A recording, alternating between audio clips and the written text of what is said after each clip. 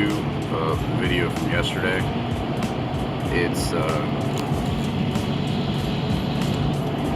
It's raining, so it's not going to be very fun to go into the junkyard trying to do this, but it's something that I need to do.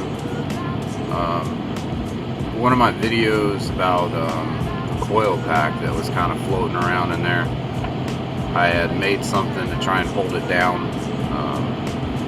Only problem was that it just looked like crap, so I wanted to get rid of that. So I'm probably about 10 minutes away from the junkyard, and they don't open until 9 o'clock. And honestly, I don't even know what time it is right now. It's 8:28, so I'm gonna have to wait for a little bit, but it's alright. But as soon as we get there, I'll catch back with you then, and see how today goes. Alright guys, it is 8:41 now, just made it here. Normally they let us go out on the yard if we get here early enough, so I'm gonna ask Daryl, because he's actually the owner. I'm gonna ask him if I can go ahead and go out there and see what he says. It's kind of how you know you come here too much, when they let you in 25 minutes early or 15 minutes early, whatever time it is. I walked in and I was actually the first person that even showed up today. I was here before some of their workers. So I am going straight down to where the car was I found yesterday, and I'm going to get these valve covers and possibly the exhaust off. I don't know. Just depends on how bad it is. But we'll see in just a minute. You guys, this might not be a big deal to you, but when I came out here yesterday, I didn't even realize this until now. But this is one of the very few cars that I've found that hasn't been in a front end collision. Literally every single other car that I found has been in a front end collision. This car literally has no damage on it. Like no damage whatsoever. The only thing that I found, which I was kind of concerned about, I guess their door wasn't shut. So someone had the bright idea to spray foam it closed. Not really sure what that was. Oh, well, I guess that's the only damage right there. But other than that, I don't see anything else. But what I'm so happy about is normally all of these cars don't have a front bumper. They don't have a front end, nothing. Look what they have. Still have the OEM fog lights. So these two are going with me. The fog lights are going with me. And I am going to get the exhaust if I can. So got the first valve cover off. Thank God.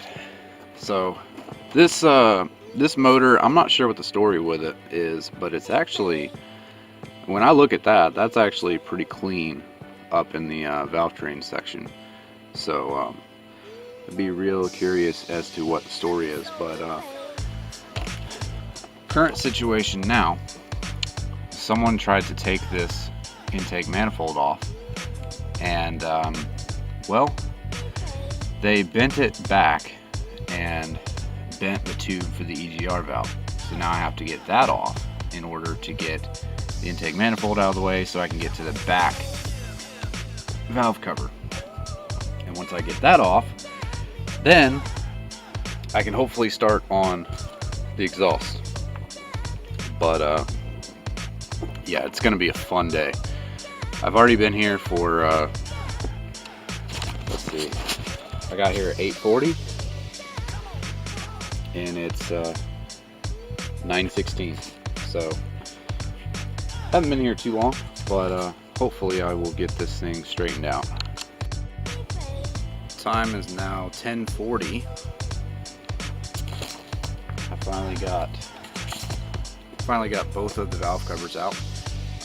The exhaust, unfortunately, is not going to work for my car.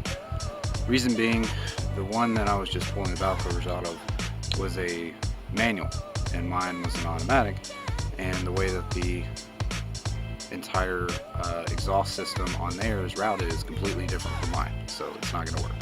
But I'm going to track down a new exhaust manifold on online, see if I can find one used or cheap, because I'm not going to buy a brand new one for this car if I'm selling it. So I'm going to see what my luck goes with doing that, and I'll let you know. Alright guys, just made it home. I am working on getting the valve covers off. If the motor's not already pulled apart, it's a bit of a pain in the ass to do this, because to get to the back one, you got to pull that entire intake manifold off.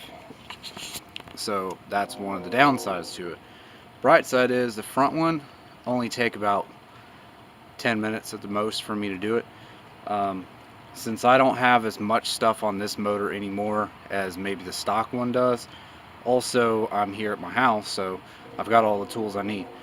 But I'm gonna get this taken care of. It's been a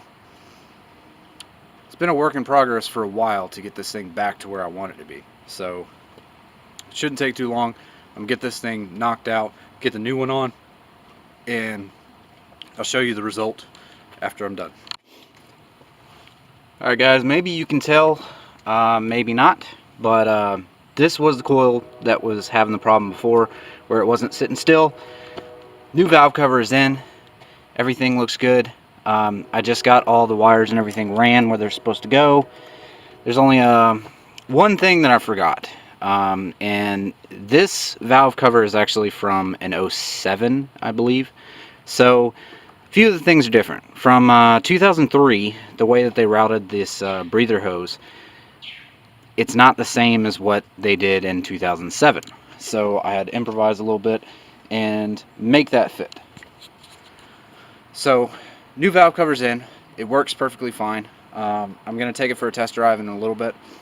The fog lights that I got didn't work. Going to be a completely different bumper that I'm going to need, and I'm not looking to do all that. It's going to be pointless. So I'm going to try and see what happens after the test drive. I got a few other things that I got to do, but for the most part everything looks good, and hopefully it seals. So I guess we'll see very shortly. I'm on my way back up to the junkyard. The fog lights that I bought don't fit this bumper. I guess it's a different style, but I'm gonna take those back so that I can get something else. And since I've been driving the car with the valve cover on there and the coil being fixed, the car's actually driving a lot better. I'm not getting the cutout like I was before, where when I would be driving it would lag a lot. So now it's actually driving pretty good. I'm gonna take these parts back and go get the intake pipe that I need to fix everything, and then I'll be back to put that back on.